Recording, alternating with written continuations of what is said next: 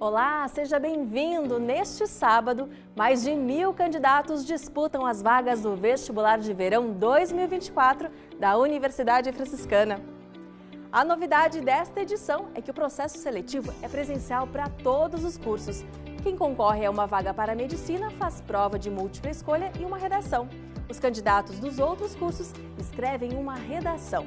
Para saber sobre os últimos preparativos para sábado, dia 18 de novembro, a gente conversa agora com o professor Adilson Beusti, da Coordenadoria de Seleção e Ingresso da UFN. Seja bem-vindo, professor. Obrigado. Vestibular chegando, a gente quer saber, né, professor, como é que Sim. estão aí os últimos preparativos? Olha, nós estamos com a estrutura pronta já há algum tempo, né? Está tudo pronto para bem receber os nossos candidatos, que sempre o nosso objetivo maior é receber bem esses candidatos, que eles tenham a maior tranquilidade para realizar a prova. Então, algumas ideias assim é que o candidato esteja às 13 horas, né? O mais tardar 13 horas, já para adentrar os seus prédios. Venha com tranquilidade, porque os portões abrem 12h30, né? Exatamente, os nossos portões abrem 12h30, né? Claro que nós sempre colocamos assim, Bruna, se tiver uma chuva forte, algo assim que não está previsto, né? Pelas previsões teremos um dia sem chuva, né? Finalmente. Então os candidatos serão recebidos a partir das 12h30 ou um pouco antes, se for o caso, se for necessário. E, professor, a gente tem, então, essa novidade esse ano, né? Primeiro Sim. que o vestibular é num sábado, né? Isso. Segundo que vai ser prova presencial para todos os cursos. Daí muda alguma coisa na logística, na questão de horários, para quem vai fazer a prova de múltipla escolha e redação e quem for fazer, então, a prova só de redação? Da prova, 13h30, né? Então, isso é importante o candidato se ligar nesse fato, né? 13h30, sem exceções. E os candidatos irão fazer suas provas medicina no prédio 13 do conjunto 3. E os outros cursos, os demais cursos, farão no prédio 14. Nós trocamos, tradicionalmente a gente fazia em outro prédio, mas para manter o restaurante aberto da nossa UFN, para os candidatos que querem chegar, tomar uma água, né, tomar um café, alguma coisa, um pouquinho antes da realização da prova, vão ter todo esse atendimento.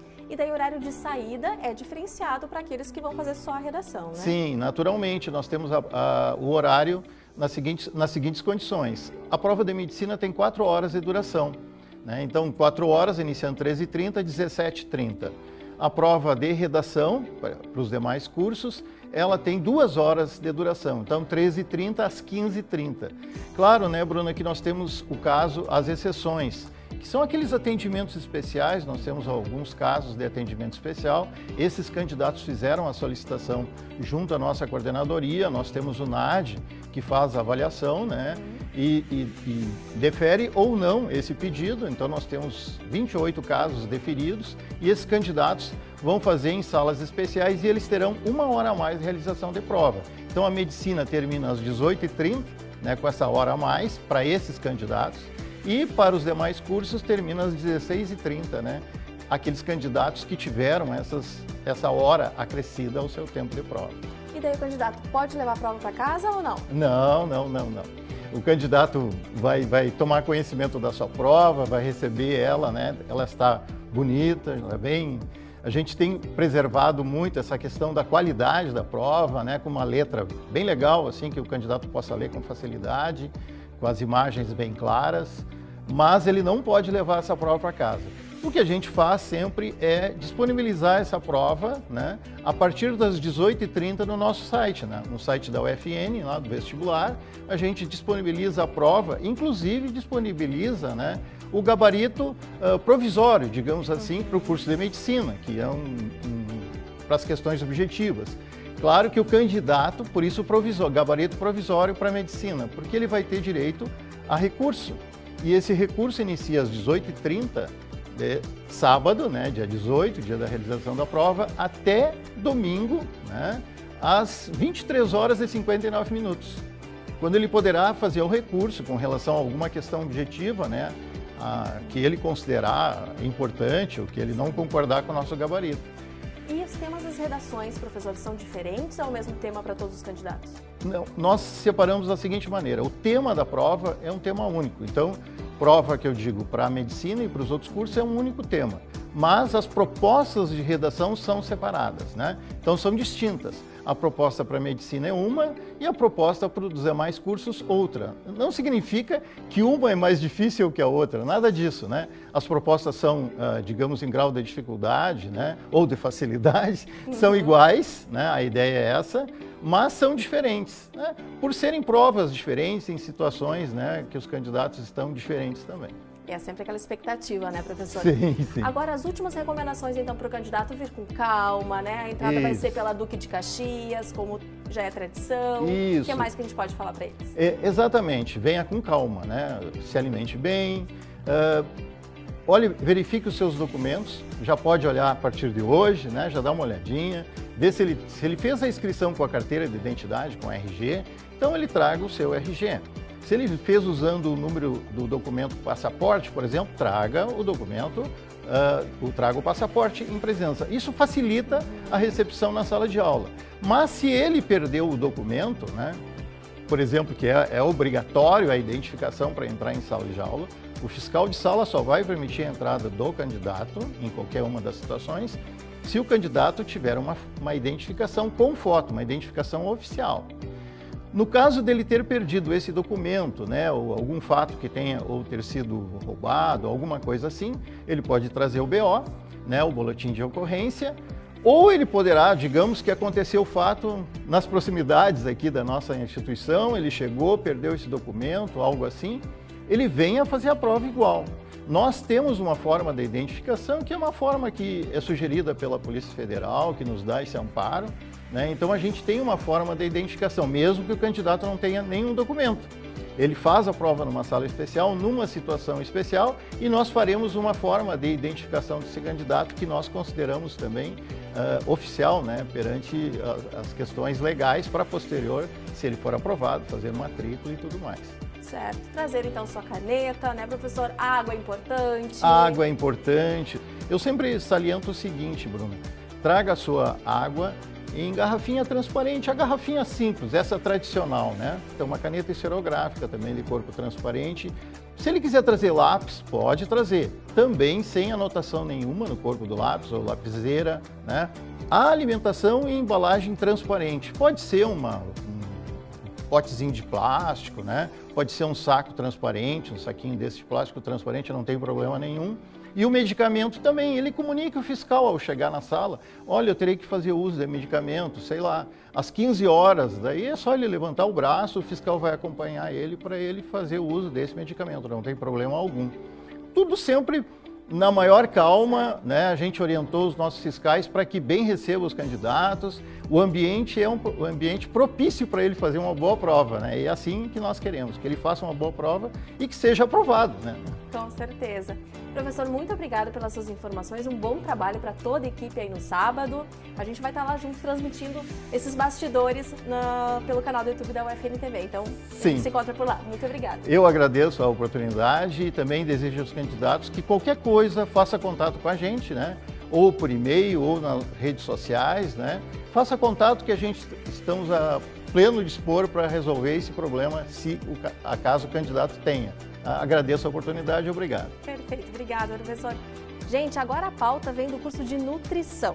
Para dar conta da rotina de ensaios e apresentações de dança, os bailarinos precisam de muita energia, né? E a gente diria mais, que eles também precisam de equilíbrio. Não somente o equilíbrio dos movimentos, de ficar na ponta do pé, mas também de equilíbrio na alimentação. Por isso, o curso de nutrição da UFN desenvolve um projeto de avaliação nutricional e de comportamento alimentar junto a bailarinos de um estúdio de dança aqui de Santa Maria. Na reportagem, a gente vai ver como esse acompanhamento faz a diferença nessa arte tão bonita. Dança para mim é quase tudo. É expressão, é conseguir me libertar. Eu entro dentro do palco e eu esqueço tudo. Assim como na dança, para manter uma alimentação saudável, é preciso de foco, concentração e nada de perder o ritmo. O curso de nutrição da Universidade Franciscana desenvolve um trabalho com bailarinas de um estúdio de dança. O projeto mistura arte, esporte e, claro, nutrição. Para mim, a nutrição e a dança estão totalmente ligados, porque a dança é um esporte e muitas vezes as pessoas esquecem disso. Então a gente pensa que muitas vezes as pessoas deixam de se alimentar antes de dançar e isso pode prejudicar o rendimento dos treinos. Então por isso que nós elaboramos planos alimentares individuais e a gente vai avaliar de 30 em 30 dias para ver também como as pessoas estão se sentindo, se elas estão mais dispostas, se elas aceitaram bem o plano. Como eles estão em grande exposição dos seus corpos, é importante avaliar a percepção da imagem corporal que eles têm. E também, não só na parte de estética, na parte de alimentação, com a nutrição mesmo, para prevenção de lesões e aumento de rendimento na dança. Tudo isso para promover melhorias na qualidade de vida dos participantes do projeto e hábitos mais saudáveis, tanto físicos quanto psicológicos. Mas afinal, o que é ser saudável? Saúde para mim é equilíbrio. Equilíbrio entre a alimentação, equilíbrio entre as demandas do dia a dia, entre o exercício, né? E aqui a gente está falando de um projeto de dança, onde existe uma demanda que o exercício traz para o corpo do bailarino, do atleta, e por meio da nutrição, a gente conseguir suprir isso e trazer equilíbrio para esse bailarino é a saúde. Os trabalhos acadêmicos que colocam os estudantes em contato direto com a prática são essenciais para o processo formativo dos futuros profissionais. Nesses momentos de prática, que rompem as barreiras da universidade, é que surgem grandes aprendizados. E a oportunidade de enxergar a aplicação disso na prática, respeitando a individualidade de cada indivíduo, né? Nesse caso, atleta, bailarino, é extremamente importante, né? Porque a teoria, quando a gente aplica ela na prática, a gente vê muita diferença. Para mim foi bastante interessante a forma que as meninas nos abordaram. Elas trouxeram uma visão nova sobre como a gente pode tratar a nutrição para a gente que é bailarinos e muitos têm uma vida de atleta. Nós ficamos bastante felizes pelo segundo ano da parceria do curso de nutrição com o nosso estúdio, com os nossos bailarinos. Se a gente não tiver saúde, a gente não consegue executar a dança, tanto a física, a psicológica, a corporal. A gente precisa estar sempre nutrindo todas essas partes para conseguir executar o amor que a gente tem pela dança, porque senão a gente não tem como fazer aquilo que a gente ama.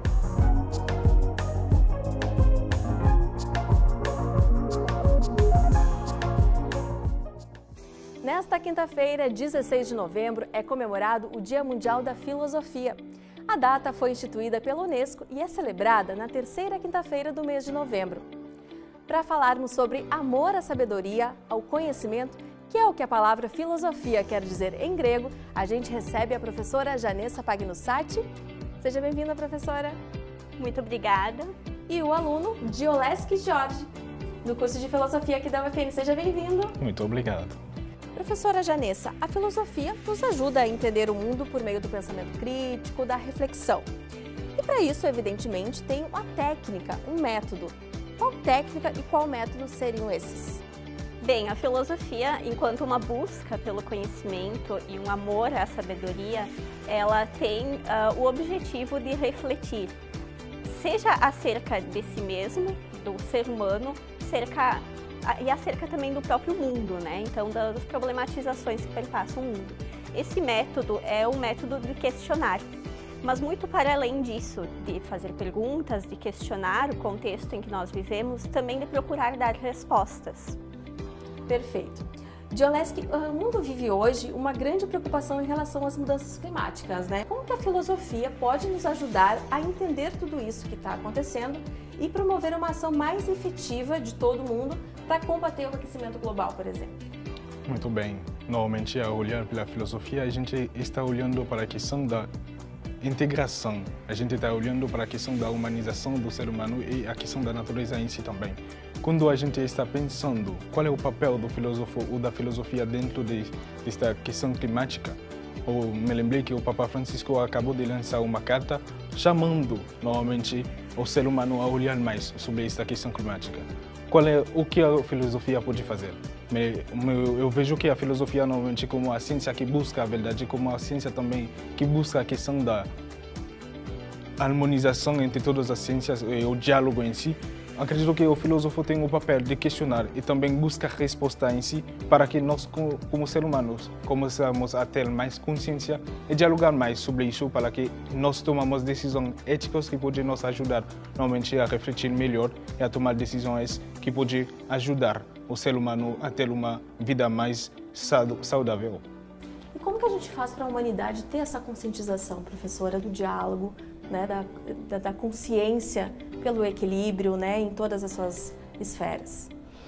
Bem, quando se pensa sobre todas essas esferas, se coloca enquanto primordial a filosofia, enquanto estudo do ser humano, enquanto uma fonte primordial para o pensamento. E também para uma reflexão ética acerca de todas essas causas que englobam, enfim.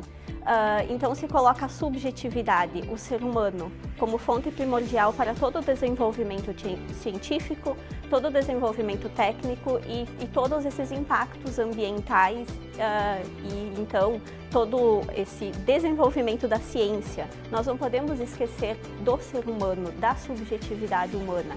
Ela é a fonte de todo o conhecimento para o desenvolvimento da ciência, para o desenvolvimento objetivo, então, do mundo, do que acontece. Então, nós não podemos esquecer da filosofia, logo ela que estuda o ser humano, enquanto o estudo do próprio pensamento, enquanto uma reflexão do ser humano diante de tudo e de todos. Tem uma questão também que está muito em alta, né, que todo mundo tem falado e tem gerado bastante polêmica, que é a inteligência artificial, né, professora? A IA é uma realidade, né, que traz com ela vários questionamentos quanto à ética, segurança, impacto no mercado de trabalho. Como que a filosofia aborda esse tema? Bem, a inteligência artificial, ela vem, como você mesmo fala, com um grande impacto para a nossa sociedade. De certa forma, a filosofia, enquanto se coloca diante de todas essas questões, nós não podemos esquecer justamente da ética, enquanto um ponto primordial para a inteligência artificial.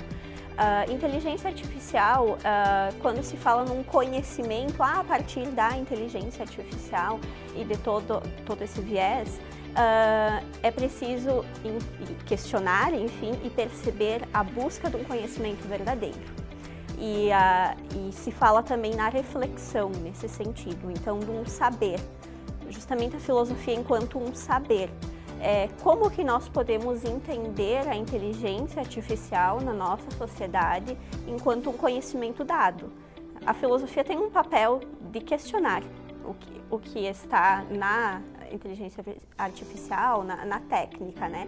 E nós não podemos esquecer da ética.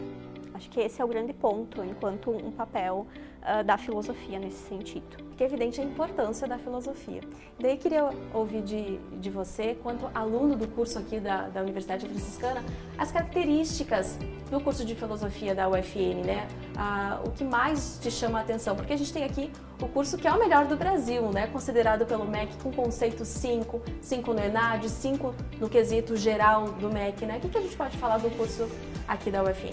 A questão da humanização que a filosofia vai te dar dentro da Universidade Franciscana, nós, como aluno da filosofia, nós temos a possibilidade de ter um relacionamento humano junto com os nossos professores que nos possibilita normalmente de ter a questão da potência. Eles normalmente convidam a gente a refletir mais, suscita em nós a curiosidade de buscar mais o saber.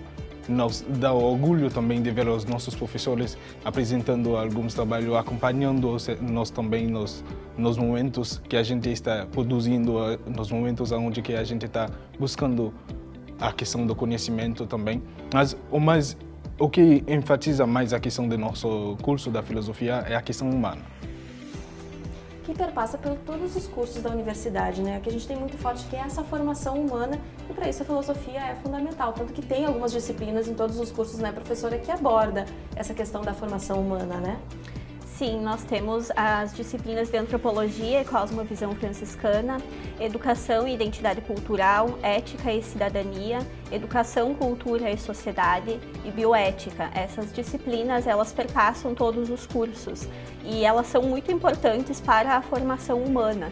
Então, nós percebemos aqui que não só enquanto curso de filosofia, mas enquanto perpassar essa formação humana em toda a Universidade Franciscana. Então, pela busca da reflexão, a busca do sentido de vida. Com certeza. A gente falando enquanto universidade, né, professora? Mas agora eu queria lhe questionar sobre o ensino médio. A gente vê aí que estão ocorrendo discussões quanto a mudanças no novo ensino médio. Queria saber da senhora como que muda, ou mudaria, né? Pode mudar o ensino de filosofia para os alunos do ensino médio? Bem, é um tema muito pertinente nos últimos meses e que ainda gera muitos questionamentos, muitas dúvidas ainda. Há um projeto de lei que tramita pela Câmara dos Deputados e que prevê, então, uma mudança do novo ensino médio. Então, quando se fala reforma do novo ensino médio de 2017, né? Agora, neste ano, então, esse projeto de lei prevê algumas mudanças. Dentre elas é o componente curricular filosofia, não somente no primeiro ano do ensino médio, mas que perpasse os 3 anos do ensino médio enquanto componente curricular. E não, enfim, diluído, né, como área do conhecimento, ciências humanas, né? O que antes era previsto e que perpassasse somente o primeiro ano do ensino médio e então o aluno escolheria então qual o ensino técnico profissionalizante, uma direção para o seu futuro, enfim, técnico profissionalizante.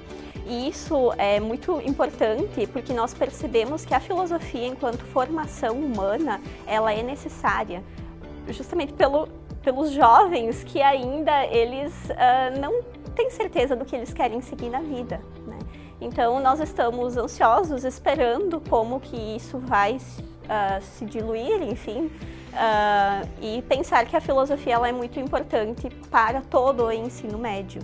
Então, justamente pelo aumento da carga horária, enquanto disciplina obrigatória, nos 3 anos, então. A gente fica na expectativa para ver, então, se vai haver essa mudança, né, professora? Sim. Muito obrigada pela presença de vocês aqui hoje. Nós que agradecemos. Muito obrigado. O Universo Acadêmico de hoje fica por aqui. Voltamos ao vivo no sábado pelo canal do YouTube da UFN TV com a transmissão do Vestibular de Verão da UFN a partir do 12h30. Vamos mostrar a expectativa e o movimento dos estudantes. Desde já, a gente deseja uma ótima prova a todos. A gente encerra com imagens da exposição Narrativas Negras em Ascensão, movimento entre passado e futuro. A exposição tem a curadoria do coletivo Arte Negra em Movimento e marca o mês de novembro, que lembra a vida e resistência de Zumbi dos Palmares. Obrigada pela sua companhia, um beijo grande, tchau!